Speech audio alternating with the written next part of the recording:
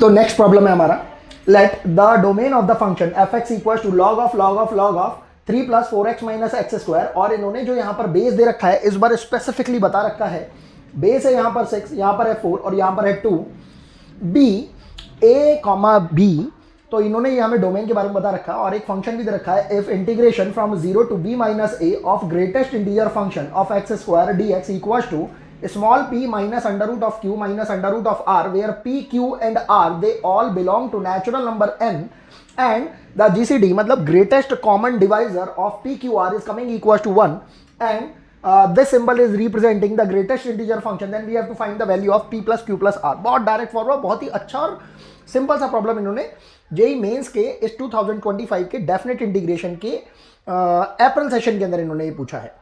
तो करना स्टार्ट करते हैं इसको। सबसे पहले हम उस फंक्शन को ले लेते हैं जिसके बेसिस पर हमारी ये फंक्शन की जो डोमेन आ रही है उसको हम पता कर पाए। तो हमने फंक्शन को लिख लिया, ये है f x equals to log of और ये क्या बोल रहे हैं 3 plus 4x minus x square, और यहां पर बेस कितना दे रखा है 6, यहां पर बेस 4 और यहां पर 2। अब हमें पता है कि अगर इसकी डोमेन ए से लेकर बी तक आ रही है, बहुत ही बेसिक सा कॉन्सेप्ट है, तो इसका मतलब ये है कि लॉग के अंदर आने वाली जो क्वांटिटी है वो वैलिड होनी चाहिए। तो हम समझ रहे हैं इस लॉग में ये पूरी क्वांटिटी स्टक है, फंसी हुई है, इस लॉग में ये पूरी की पूरी क्वांटिटी स्टक है और इस लॉग में ये पूरी की पूरी क्वांटिटी स्टक है। तो हमें ये समझ में आना चाहिए कि इस लॉग के अंदर ये क्वांटिटी पॉजिटिव होनी चाहिए, इस लॉग के अंदर ये क्वांटिटी पॉजिटिव होनी चाहिए और इस लॉग के अंदर ये क्वांटिटी पॉजिटिव होनी चाहिए। ये वर्ड पॉजिटिव आखिर हम क्यों यूज कर रहे हैं? क्योंकि हम जानते हैं कि लॉग के अंदर नेगेटिव क्वांटिटी हम सॉल्व नहीं कर सकते। बस इस छोटे से कॉन्सेप्ट को ध्यान में रखते हुए हमें समझ में आएगा कि ये जो सबसे आउटर लॉग है इसके लिए ये वाली क्वांटिटी है जो पूरी की पूरी स्टक है इस लॉग के लिए, ये क्या होनी चाहिए? ये ग्रेटर देन 0 होनी चाहिए। बस इस बेसिक कॉन्सेप्ट को जैसे ही आप समझ जाते हो आपका क्वेश्चन काफी कुछ सॉल्व होने की दिशा में आगे बढ़ जाएगा। तो हमने क्या करा, इस लॉग के लिए ये जो अंदर वाली इसकी क्वांटिटी इसको ले लिया, क्योंकि हमें डोमेन निकालना है 3 plus 4x minus x square at base 6 at base 4 it should be greater than 0। और हमें समझ में आ रहा है कि एक प्रॉपर्टी है हमारे पास, if log of a at base b equals to c, तो यहां से हम इस log को हटाकर इस a b एंड c के अंदर एक रिलेशन निकाल सकते हैं और वो रिलेशन कितना हो जाता है, this quantity a equals to this base to the power c। तो बस इस पर्टिकुलर रिलेशन को यूज करते हुए हमने यहां पर अपने इस इनइक्वालिटी को सॉल्व करने की कोशिश करी। ये कितना हो जाएगा हमारे पास, log ऑफ, हमने इस log को हटाया तो ये 4 की पावर 0 हो जाएगा और हमारे पास कितना बच रहा है, log of 3 plus 4x minus x square at base 6 is greater than 4 to the power 0। अब इनइक्वालिटी चेंज हम केवल और केवल तब करते हैं या तो माइनस से हमने मल्टीप्लाई किया हो, या जो क्वांटिटी लेफ्ट से राइट या राइट से लेफ्ट जो जाने वाली क्वांटिटी है वो अननोन टाइप से हो और नेगेटिव हो। अब हम देख रहे हैं 4 तो एक पॉजिटिव क्वांटिटी है, तो ये जब लेफ्ट से जब राइट पर जाएगी तो यहां पर इनइक्वालिटी चेंज नहीं होगा। बहुत सारे बच्चों का ये कंफ्यूजन रहता है, ठीक है। और हम जानते हैं किसी भी क्वांटिटी की पावर अगर 0 हो जाती है तो उसकी वैल्यू कितनी हो जाती है, 1। तो यहां से इसकी वैल्यू कितनी हो गई हमारे पास, 1। इसी तरीके से हम इस वाले लॉग को भी यहां से रिमूव कर सकते हैं। तो हमारे पास फाइनल वैल्यू किस टाइप से आ रही है, 3 प्लस, ध्यान से देखेंगे, 4x minus x square is greater then, और ये कितना हो जाएगा 6 टू द पावर 1 बोले तो ये कितना हो जाएगा 6। इसको अगर हम थोड़ा सा एडजस्ट करने की कोशिश करें, हम पूरे के पूरे इस इनइक्वालिटी को अपने RHS साइड में लेके आ जाते हैं। जैसे हमारा ये जो एक्स स्क्वायर का कोफिशिएंट क्या हो जाएगा, पॉजिटिव हो जाएगा। तो कितना हो गया, एक्स स्क्वायर माइनस का 4x, ये प्लस का 6 था और ये माइनस का 3 इधर जाएगा तो हमारे पास कितना रह जाएगा, प्लस का 3, और ये कितना हो जाएगा हमारे लिए, लेस देन 0। अब हम देख पा रहे हैं कि ये जो इनइक्वालिटी है इसके अंदर हमें x की वैल्यू मिल जाएगी, बेसिकली हमें डोमेन मिल जाएगा। तो इन्होंने दो छोटे छोटे कॉन्सेप्ट को यूटिलाइज करके इस पर्टिकुलर प्रॉब्लम को बनाने की कोशिश करी है। देखा जाए तो इस पर्टिकुलर प्रॉब्लम के अंदर फंक्शन का इफेक्ट ज्यादा दिखाई दे रहा है, फंक्शन चैप्टर का इफेक्ट, रेदर देन ये अपने डेफिनेट इंटीग्रेशन को छोड़ के। लेकिन क्योंकि डेफिनेट इंटीग्रेशन की भी इन्होंने एक छोटी सी बात को बता रखा है जिसके बेसिस पर हमें पी क्यू आर की वैल्यू निकालनी है, तो इसलिए हमने इसे कैटेगराइज कर रखा है डेफिनेट इंटीग्रेशन के अंदर। तो हमने इसको ले लिया और इसको जब हमने फैक्टराइज करा तो देखो हम देख पा रहे हैं 3 को हम क्या बोल सकते हैं, 3 इंटू 1, और इसको हम 3 प्लस 1 भी बोल सकते हैं क्योंकि यहां पर प्लस का साइन लगा हुआ है इस 4 को फैक्टराइज करने के लिए। तो कितना हो जाएगा हमारे पास, एक्स स्क्वायर माइनस का 3x माइनस का x प्लस का 3 ग्रेटर देन 0, और ये हो रहा है हमारे पास x माइनस 3 एंड ये कितना हो रहा है, अच्छा लेस देन 0 था, इस चीज का ध्यान रखेंगे, लेस देन 0। और इसके अलावा यहां पर ये कितना हो रहा है, x माइनस 1 लेस देन 0। अगर हम नंबर लाइन पर अगर इसको ड्रॉ करने की कोशिश करते हैं तो एक तो 1 आ रहा है हमारे पास, एक 3 आ रहा है, प्लस माइनस प्लस की अगर हम बात करते हैं तो हमारे पास जो रिक्वायर्ड जो रीजन आ जाएगा, मतलब एक्स का जो डोमेन आ जाएगा वो कितना आ जाएगा, 1 से लेकर 3 तक। तो यहां से हमें बोल भी रखा है कि जो डोमेन है वो कितना है, ए एंड बी है, तो हमें यहां से ए एंड बी की वैल्यू पता लग जाती है।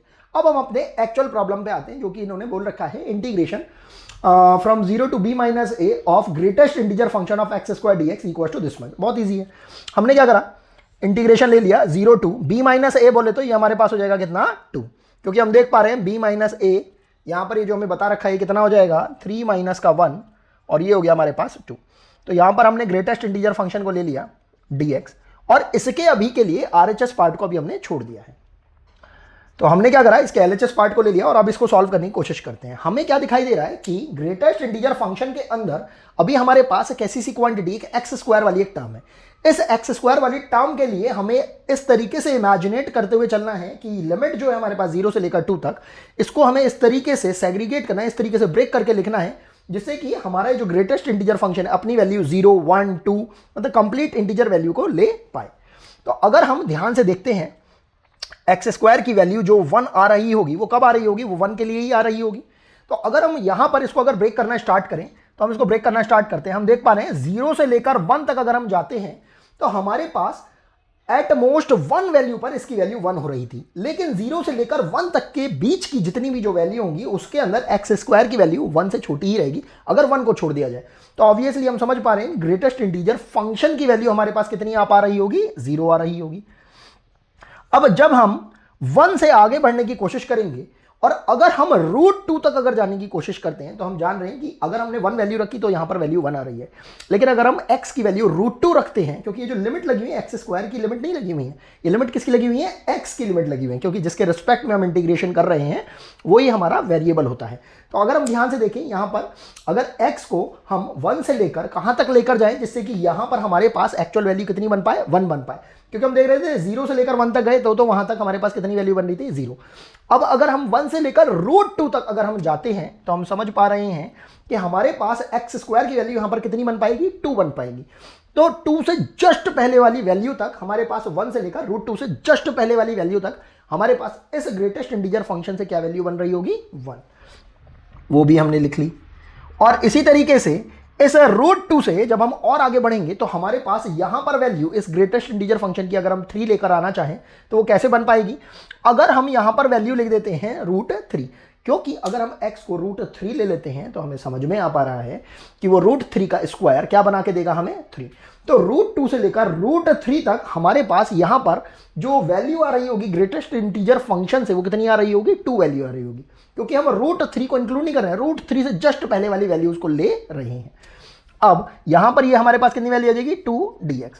और अगर हम √3 से अगर आगे जाने की बात करते हैं और कहां तक जाते हैं, जो अपनी लास्ट लिमिट है 2, जिसको कि हम क्या और बोल सकते हैं, √4, तो हमें समझ में आ पा रहा है कि √3 से लेकर 2 तक की जो हम वैल्यू ले रहे हैं, ये 2 जो है बेसिकली किसको रिप्रेजेंट कर रहा है, √4। तो हम समझ पा रहे हैं, इस चीज को कोरिलेट भी कर पाएंगे कि इसके स्क्वायर से इसके स्क्वायर तक, इसके स्क्वायर से इसके स्क्वायर तक, मतलब 3 से लेकर 4 तक की जब हमारे पास वैल्यू होगी तो वहां पर हमारे पास इस ग्रेटेस्ट इंटीजर फंक्शन की वैल्यू कितनी आ पाएगी, 3। तो बस इसी छोटे से कॉन्सेप्ट को बहुत अच्छे से समझते हुए और यूटिलाइज करते हुए हमने बस इसको इंटीग्रेट कर दिया। आपने जैसे ही इसको इंटीग्रेट करा, आप देखेंगे कि आपका आंसर भी बहुत तेजी के साथ आ रहा है। अब क्योंकि हम जानते हैं 0 का इंटीग्रेशन तो भाई हमारे पास 0 ही रहने वाला है, इस 1 का इंटीग्रेशन यहां पर x आ जाएगा और इसके ऊपर लिमिट कितनी लग रही है, 1 से लेकर √2। इसी तरीके से यहां पर ये हमारे पास कितनी वैल्यू हो जाएगी, 2 इंटू अगेन इसका इंटीग्रेशन कितना जाएगा, x, और यहां पर लिमिट कितनी लग रही है, √2 से लेकर √3 प्लस, और इसी तरीके से हमारे पास यहां वैल्यू कितनी आ जाएगी, 3 टाइम्स ऑफ x, और इसके ऊपर कितनी लिमिट लगी हुई है, √3 से लेकर 2 तक। इसके अंदर ही हमने लिमिट्स को रख दिया, कितना हो रहा है, √2 माइनस का 1 प्लस ट्वाइस टाइम ऑफ, यहां पर ये कितना हो रहा है, √3 माइनस का √2 upper limit minus lower limit plus thrice time of, कितना हो जाएगा, 2 माइनस का √3। इसको थोड़ा सिंप्लीफाई करने की कोशिश करते हैं, हो जाएगा √2 माइनस का 1, ये तो हो ही रहा है इतना, ये हो जाएगा प्लस का 2√3 माइनस का 2√2, और ये कितना हो जाएगा, प्लस का 6 माइनस का 3√3। देखते हैं सबसे पहले अपने इंटीजर वैल्यूज को देख लेते हैं। 6 और ये माइनस का 1 हो रहा है हमारे पास, तो इसकी वैल्यू कितनी हो जाएगी हमारे पास 5। और √2 वाली टर्म से कितनी आ रही है, ये हमारे पास हो जाएगा माइनस का √2। और इसी तरीके से √3 वाली टर्म्स आ रही है, कितना हो जाएगा माइनस का √3। अब अगर इस पर्टिकुलर वैल्यू को जो कि अभी हमने कैलकुलेट करी है, हम ध्यान से देखेंगे जो हमें एक्सप्रेशन दे रखा है उसी के ही RHS पार्ट से ही कुछ मिलती जुलती सी दिखाई दे रही है। तो अगर हम इसको अगर कंपेयर कर देते हैं अपने इस पर्टिकुलर पोर्शन से, तो हमारे पास ये वैल्यू कितनी आ रही है, P की वैल्यू हो रही है हमारे पास 5, Q की वैल्यू आ जाएगी हमारे पास 2 और R की वैल्यू आ जाएगी हमारे पास 3। कुछ बच्चों का ये भी डाउट रह सकता है कि भाई अगर हम √3 को पहले लिख दें √2 को बाद में लिख दें, कहीं कोई फर्क नहीं पड़ रहा, क्योंकि इन्होंने P + Q + R पूछ रखा है, इन्होंने P - Q - R नहीं पूछ रखा है, जिसकी वजह से हम जिस भी तरीके से इसके अरेंजमेंट को लिख लें उससे कहीं कोई फर्क नहीं पड़ेगा। तो हमारे पास P आ गया, Q आ गया, R आ गया, और यहाँ से ये वैल्यू कितनी आ गई 5, 2 और 3, और तीनों का सम अगर हमें निकालना हो तो हम समझ पा रहे हैं वो कितना आ जाएगा हमारे पास 10, और यही हमारा रिक्वायर्ड आंसर हो जाएगा। हम देख रहे हैं सिंगल चॉइस टाइप के भाई हमारे पास ये ऑप्शंस रहते हैं, तो इसके अंदर पहला ही ऑप्शन है हमारे पास 10, और ये हमारा करेक्ट ऑप्शन हो जाएगा। तो नेक्स्ट प्रॉब्लम की तरफ अब हम मूव करते हैं। तो नेक्स्ट प्रॉब्लम है हमारा, let a, b be the point of intersection of the curve x² = 2y and the straight line y - 2x - 6 = 0 in the second quadrant, then the value of the integral this much is equal to, और इन्होंने integration के अंदर जो limit दे रखी है वो कहाँ से कहाँ तक दे रखी है, a से लेकर b तक। बिल्कुल स्ट्रेट फॉरवर्ड प्रॉब्लम है, ये भी बिल्कुल सीधी सादी सी ये प्रॉब्लम है। इसको करने के भी हमारे पास 2 या 2 से ज़्यादा तरीके हो सकते हैं। पहला तरीका तो यही है कि आप इन दोनों के ही कर्व्स को ड्रॉ कर लो और तब आप इसको सॉल्व करने की कोशिश करो, थोड़ा समझने के कि आखिर किस तरीके से हमारा ये कर्व, ये तो स्ट्रेट लाइन है, इसको उस तरीके से हम ड्रॉ कर लेंगे, और ये एक पैराबोला है माउथ ओपनिंग अपवर्ड टाइप का। तो या तो एक तरीका वो है। दूसरा, इन्होंने इसमें भी बता रखा है कि ये जो दोनों के दोनों ये जो कर्व हैं, मतलब ये जो कर्व है और ये जो स्ट्रेट लाइन है, ये जो इंटरसेक्ट कर रहे हैं वो कहाँ पर कर रहे हैं, सेकंड क्वाड्रेंट के अंदर। तो इस छोटी सी बेसिक नॉलेज को भी हम माइंड में रखते हुए इसको सॉल्व कर सकते हैं। तो क्या करते हैं, सबसे पहले हम इन कर्व्स को ही ले लेते हैं। एक तो है ये x² = 2y, और ये हमारे पास स्ट्रेट लाइन कितनी है y = 2x + 6। इन दोनों को सॉल्व कर लेते हैं, और जैसा कि बता रखा है सेकंड क्वाड्रेंट के अंदर ये एक दूसरे को इंटरसेक्ट कर रहे होंगे, उस पॉइंट AB को लेते हुए हमें इसको इंटीग्रेट करना है। तो हमारे पास ये वैल्यू कितनी हो जाएगी, देखते हैं। x² माइनस का 4x एंड माइनस का ये कितना हो जाएगा हमारे पास 12 = 0। अगर हम इसको अगर सॉल्व करना चाहें तो कितना हो जाएगा 6 × 2, 4 × 3 भी बोल सकते हैं, लेकिन उससे हमारा काम नहीं हो पाएगा। 6 × 2 एंड 6 - 2, क्योंकि माइनस दे रखा है, तो ये कितना हो जाएगा हमारे पास x² माइनस का 6x और प्लस का 2x माइनस का 12 = 0। तो एक तो x = 6 आ रहा है और एक हमारे पास कितना आ रहा है, माइनस का 2 आ रहा है। अब ऑब्वियसली जब इन्होंने सेकंड क्वाड्रेंट बोला है तो हमें x की कौन सी वैल्यू लेनी है, सेकंड क्वाड्रेंट वाली। तो हमारे पास x = -2 एक तो वैल्यू हो गई है, और इसके कॉरस्पॉन्डिंगली हमारे पास y की वैल्यू कितनी हो जाएगी, देखो -2 अगर हमने लिया तो ये माइनस का 4 हो गया, और y = कितना आ गया, ये हमारे पास है 2। बस इस छोटी सी चीज़ को बस अब हमने याद रखा। तो हमारे पास ये a और b के कोऑर्डिनेट ये कितने आ जाएंगे, ये आ जाएंगे -2 और 2। तो हमारे पास a और b की वैल्यू कितनी आ गई है, देखो ध्यान से देखेंगे, ये कोऑर्डिनेट हो गया हमारे पास -2 से 2 तक, जिसको कि इन्होंने कितना बुला रखा है, इन कोऑर्डिनेट a एंड b से रिप्रेजेंट कर रखा है। तो अब बस हम अपने इस फाइनल प्रॉब्लम पे आ जाते हैं। यहाँ पर क्या बोल रखा है, इंटीग्रेशन i = -2 से लेकर 2 तक 9x² upon 1 + 5x 5⁻x dx। बस अब हम इसके अंदर देखो डायरेक्टली देख पा रहे हैं डेफिनेट इंटीग्रेशन की जो सबसे इंपॉर्टेंट जो हमारे पास प्रॉपर्टी है, जिसका यूज़ कई जगह पर इन लोगों ने किया है।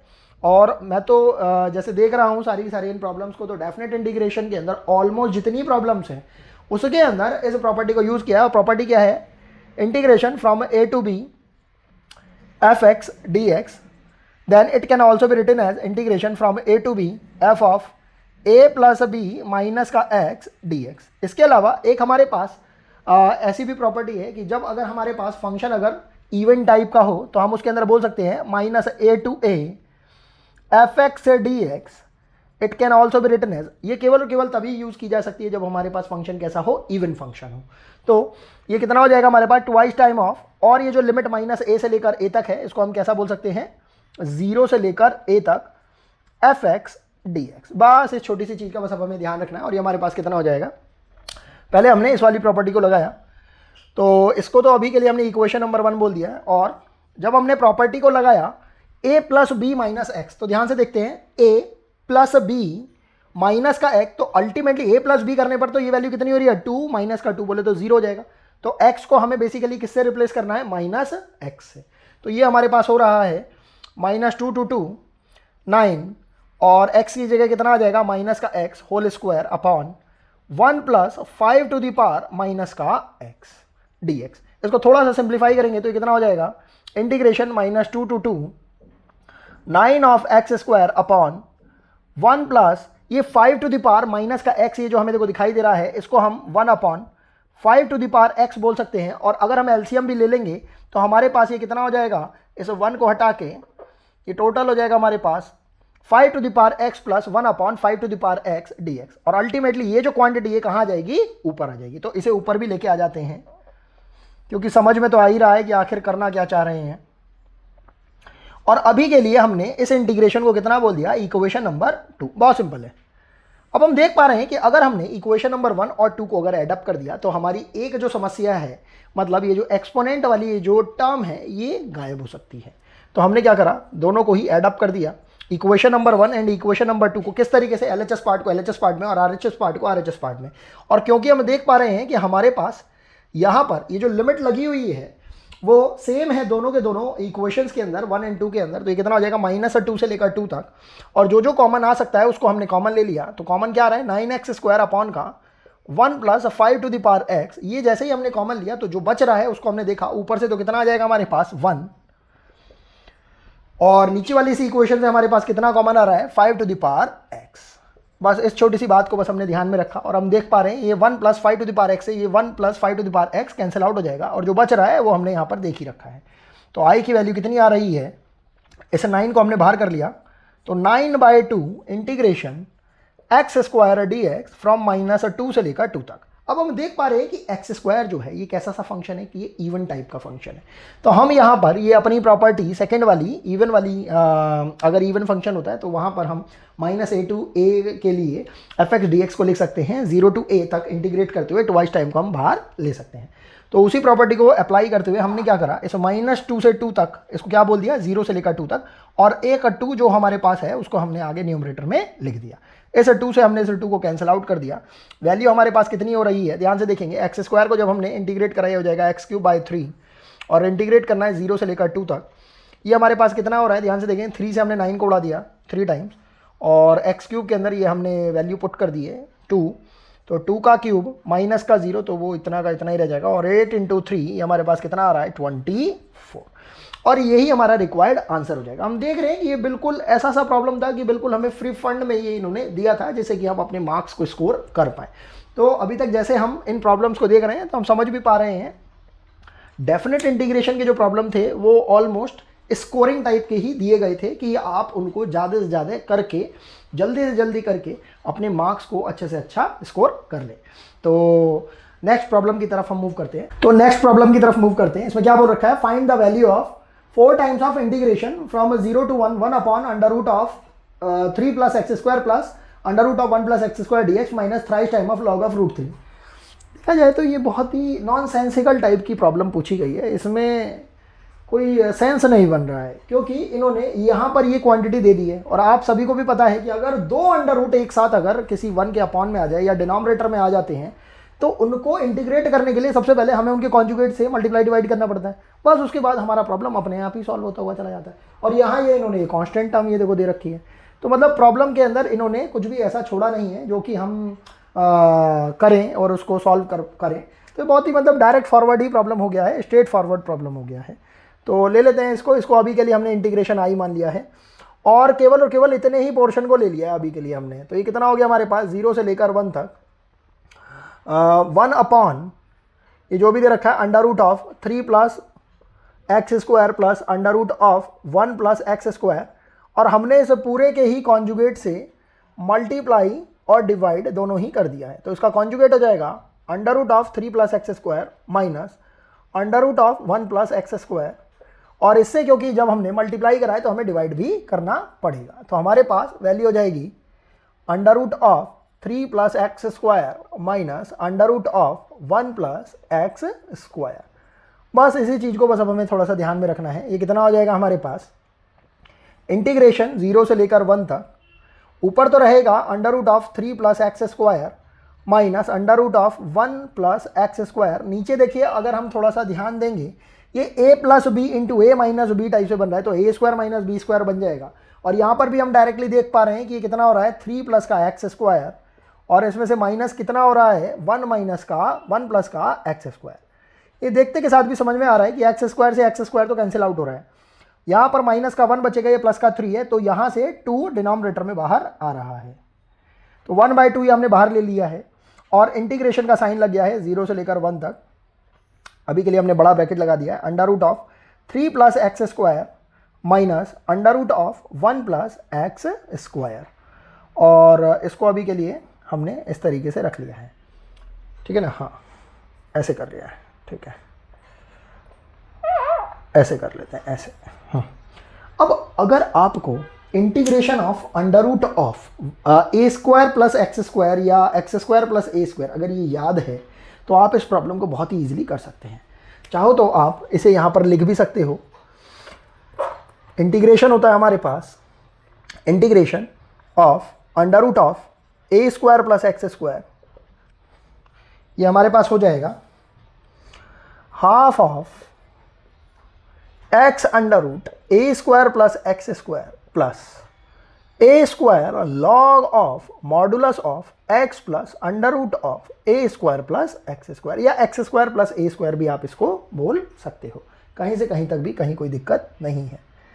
ये हमारे पास होता है, इसको बस हमने ले लिया और उसको यहाँ पर हमने लिख दिया। तो कितना हो जाएगा हमारे पास, देखो हाफ तो यहाँ पर था ही, और इसको इंटीग्रेट करने पर यहाँ से जो ये हाफ आ रहा होगा उसको भी भाई हमने बाहर ले लिया है, कॉमन ले लिया है। तो कितना हो जाएगा 1/4, और यहाँ पर जब हमने इसको इंटीग्रेट करा तो देखो देखते हैं ये बेसिकली 3 है, तो इस 3 को हम क्या बोल सकते हैं √3 का स्क्वायर।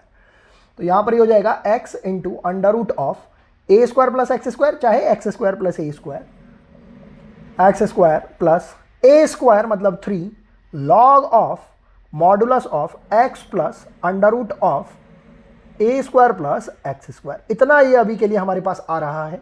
और इसी के साथ साथ हमारे पास ये माइनस वाला भी आ जाएगा। ये कितना हो जाएगा माइनस, यहाँ पर एक छोटा सा ब्रैकेट लगा देते हैं, ये हो जाएगा x under root of a square plus x square, और ये कितना हो जाएगा हमारे पास प्लस ए स्क्वायर बोले तो हमारे पास ये कितनी वैल्यू हो जाएगी 1, और log of modulus of x plus under root of a square plus x square. बस इस मॉडुलस को बंद कर दिया, ब्रैकेट को क्लोज कर दिया, और इस पूरे के पूरे को भी हमने क्लोज कर दिया। और हमने यहाँ पर अपनी ये लिमिट्स लगा दी हैं 0 से लेकर 1 तक।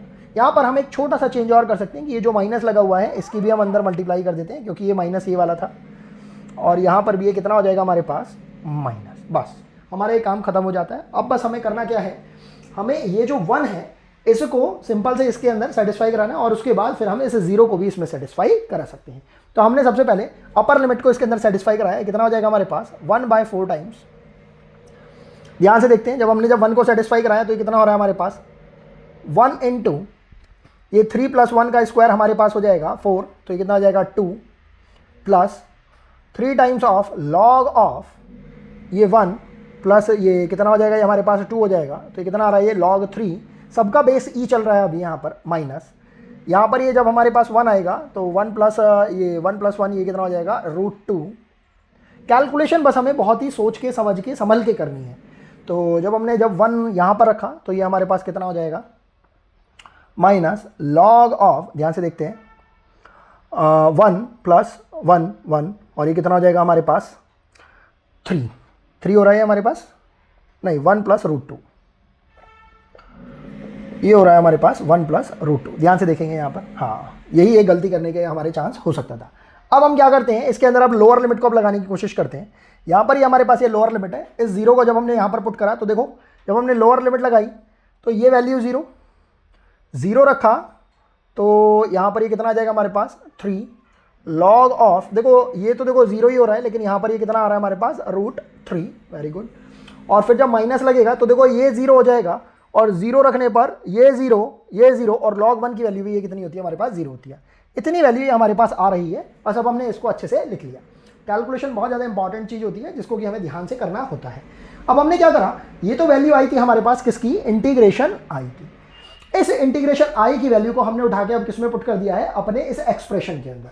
तो अभी के लिए हमने इस एक्सप्रेशन को क्या बोल दिया, आई डैश।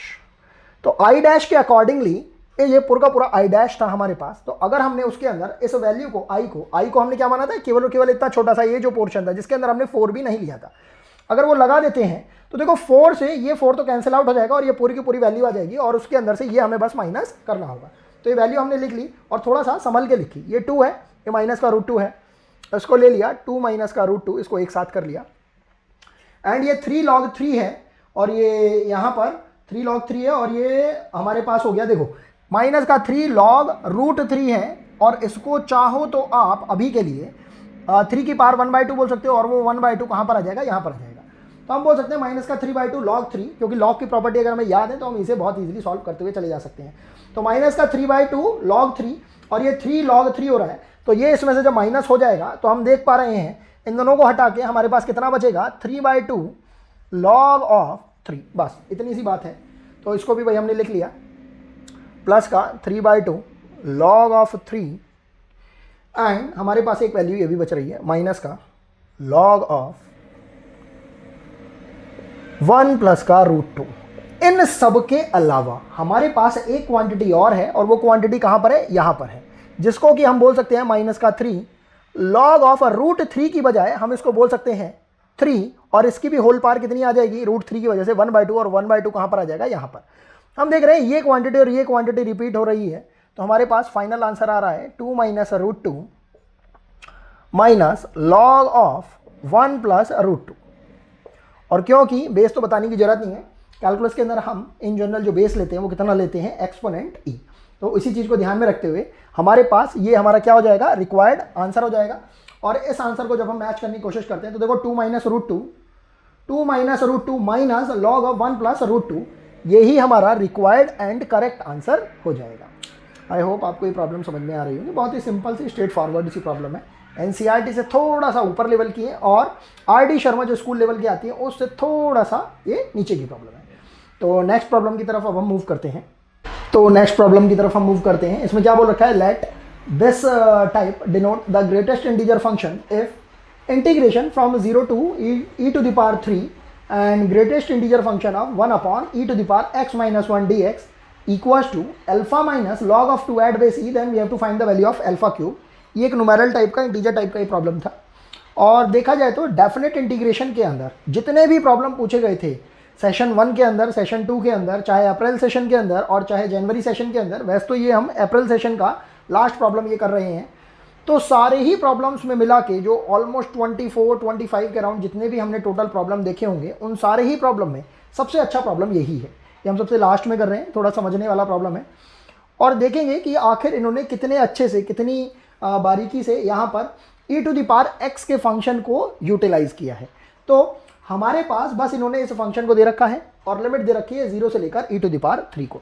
हमें ग्रेटेस्ट इंटीजर फंक्शन के बारे में पता है कि ये केवल और केवल इंटीजर वैल्यू को ही अपने में से बाहर निकाल कर देता है, फ्रैक्शनल पार्ट को ये अपने पास ही रख लेता है, मतलब उसको ये डिलीट कर देता है, रिमूव कर देता है। तो अगर हमने यहाँ पर ग्रेटेस्ट इंटीजर फंक्शन वाले इस पार्ट को देखा तो हमें जो फंक्शन दे रखा है वो कितना दे रखा है, 1 upon e to the power x minus 1। अगर हम इस फंक्शन के बारे में थोड़ा सा ढंग से सोचें तो हम इसे अगर न्यूमरेटर में लेके आ जाएंगे तो हमारे लिए थोड़ी सी कन्वीनियंस हमारे लिए बढ़ जाएगी। अब e to the power 1 minus x का जो ग्राफ होता है वो किस टाइप का सा होता होगा, इसको इमेजिन करने से पहले सबसे पहले हम देखेंगे e to the power x का ग्राफ कैसा होता है। e to the power x का ग्राफ होता है कुछ इस टाइप का सा कि वो माइनस इन्फिनिटी से बढ़ते हुए प्लस इन्फिनिटी की ओर बढ़ते हुए ये अपनी जो वैल्यू है बढ़ा रहा होता है x की कॉन्सिक्यूटिव वैल्यूज़ के लिए। इसी तरीके से जब हम e to the power minus x का जब हम ग्राफ देखते हैं तो उसका जो ग्राफ होता है वो डिक्रीजिंग टाइप का सा होता है, मतलब माइनस इन्फिनिटी पर इसकी वैल्यू एक्सट्रीम आ रही होती है, इन्फिनिटी आ रही होती है, इस तरीके से भी आप मान सकते हो। और जिस तरीके से हम x की वैल्यू को बढ़ाते चले जाएंगे वैसे वैसे e to the power minus x की वैल्यू कम होती चली जाएगी। और जब हम e to the power 1 minus x का जब हम ग्राफ को ड्रॉ करेंगे तो हम देखेंगे कि इसका जो ग्राफ है वो बनेगा तो कुछ e to the power minus x का टाइप का सा ही, लेकिन ये जो ये यहाँ पर इंटरसेक्ट कर रहा है, ये जो e to the power minus x का ये जो ग्राफ यहाँ पर ये जो इंटरसेक्ट किया है, इसकी वैल्यू यहाँ पर y की वैल्यू कितनी है 1 और x की वैल्यू कितनी है 0। यहाँ पर भी x की वैल्यू कितनी है 0 और y की वैल्यू कितनी आ रही है 1। लेकिन e to the power 1 minus x का ग्राफ जब हम ड्रॉ करके यहाँ पर जब देख पा रहे होंगे तो हम देखेंगे कि जब यहाँ पर x इक्वल टू जब 0 हो रहा है तो यहाँ पर y कोऑर्डिनेट की वैल्यू कितनी आ रही है हमारे पास e। बस इसी चीज़ को हमें थोड़ा सा ध्यान में रखना है। e एक्सपोनेंट की जो इन जनरल जो वैल्यू रहती है वो लगभग 2.71 के अराउंड आती है। इसको हम e की पावर x की जो सीरीज होती है उससे भी कैलकुलेट कर सकते हैं। तो अब हम मेन प्रॉब्लम की तरफ आते हैं। क्योंकि ये न्यूमेरल टाइप का प्रॉब्लम था, 4 ऑप्शन भी नहीं थे, तो हम इसके अंदर कुछ वैल्यू पुट करके भी नहीं देख सकते थे। हमें सिर्फ इतना समझ में आ रहा है कि e की पावर 1 माइनस एक्स का जो ग्राफ है वो कैसा है, डिक्रीजिंग है। तो इसका मतलब है कि यहाँ पर ये जो वैल्यू जो हमें दे रखी है 0 से लेकर e टू द पावर 3 तक की, ये कुछ रिवर्स डायरेक्शन में वर्क कर रही होंगी। बस हमें इतना ही सोच के चलना है और ये प्रॉब्लम अपने आप ही सॉल्व होने लगेगा। हमें यह भी पता है कि ग्रेटेस्ट इंटीजर फंक्शन से केवल और केवल इंटीजर वैल्यू आती हैं। तो अब हम इंटीजर वैल्यूज के बारे में सोचते हुए इसके लिए चलेंगे। अगर हम x इक्वल्स टू 0 की बात करते हैं तो हमारे पास इस पर्टिकुलर, अगर हम अभी के लिए इसको अपना fx मान लेते हैं, तो जो हमारे पास ये जो fx फंक्शन है इसकी वैल्यू x इक्वल्स टू 0 पर कितनी आ रही होती, जरा ध्यान से देखते हैं। 1 माइनस 0, यहाँ पर ये x इक्वल्स टू हमने 0 ले लिया है, तो इसकी वैल्यू हो जाएगी हमारे पास e, और e की वैल्यू कितनी होती है 2.71 के अप्रॉक्सीमेट। क्योंकि ये एक इर्रेशनल नंबर होता है तो हमें ये पूरा का पूरा लिखने की जरूरत भी नहीं है, बस हमने इसको इस तरीके से रिप्रेजेंट कर दिया है। तो हमारे पास x इक्वल टू जो हमारे पास लोअर मोस्ट जो लिमिट दे रखी है उस पर हमारे पास जो वैल्यू आ रही है वो कितनी आ रही है 2.71। अब क्योंकि हम जानते हैं इस पर्टिकुलर की वैल्यू 1 कब आनी चाहिए उसके हिसाब से हमें सोचना है, और इस पूरे की वैल्यू 2 कब आनी चाहिए उसके हिसाब से हमें सोचना है। तो हम क्या करते हैं, यहां पर सबसे पहले फंक्शन की वैल्यू देखो, ये 2.71 है और हम जानते हैं डिक्रीजिंग हमारे पास टाइप का ग्राफ आ रहा है। तो 2.71 से हमारे पास सबसे पहले जो नियरेस्ट इंटीजर जो आ रहा होगा वो किस टाइप का होगा, हमारे पास इंटीजर आएगा 2। तो हमने सबसे पहले fx की वैल्यू 2 लेकर देखी कि आखिर वो 2 वैल्यू कब आ रही होगी हमारे इस पर्टिकुलर फंक्शन की। तो हमने क्या करा, इसको इक्वेट कर दिया e to the power 1 minus x से, और क्योंकि हम देख रहे हैं कि यहाँ पर ये डायरेक्टली नहीं हो पाएगा तो हमने दोनों साइड का लॉग ले लिया। कितना हो जाएगा ये हमारे पास log of 2 at base e, और ये हो जाएगा हमारे पास log of e to the power 1 minus x at base e। अब ये हमने log की प्रॉपर्टी से 1 माइनस एक्स को आगे रख लिया, और ये कितना हो जाएगा हमारे पास log of 2 at base e equals to 1 minus x. और क्योंकि log of e at base e इसकी वैल्यू तो कितनी हो जाएगी हमारे पास 1, तो यहां से हमारे पास x की वैल्यू कितनी आ रही है 1 minus log of 2 at base e। तो हम समझ पा रहे हैं कि हमारे पास 2.71 ये जो वैल्यू आ रही थी, ये कब आ रही थी, जब हमने x इक्वल टू 0 वैल्यू ली थी। और हमारे पास इस फंक्शन की 2 वैल्यू कब आ रही होगी, जब हमारे पास x की वैल्यू कितनी हो जाएगी 1 minus log of 2 at base e। देखा जाए तो हम जैसे इन जनरल अपने ग्रेटेस्ट इंटीजर फंक्शन वाले फंक्शन को जब हम इंटीग्रेट करते हुए चल रहे होते हैं या इसके अंदर कुछ और हम फंक्शनैलिटी को लगा रहे होते हैं, तो हम इन जनरल प्रोग्रेसिव मोड में चल रहे होते हैं, मतलब आगे कॉन्टिन्यूसली बढ़ते हुए वाले मोड में चल रहे होते हैं। लेकिन यहाँ पर इन्होंने जो फंक्शन दिया है ये इस टाइप से दिया है कि ये डिक्रीजिंग टाइप का है, तो हमें डिक्रीजिंग टाइप की अपनी थिंकिंग को सोचते हुए चलना है।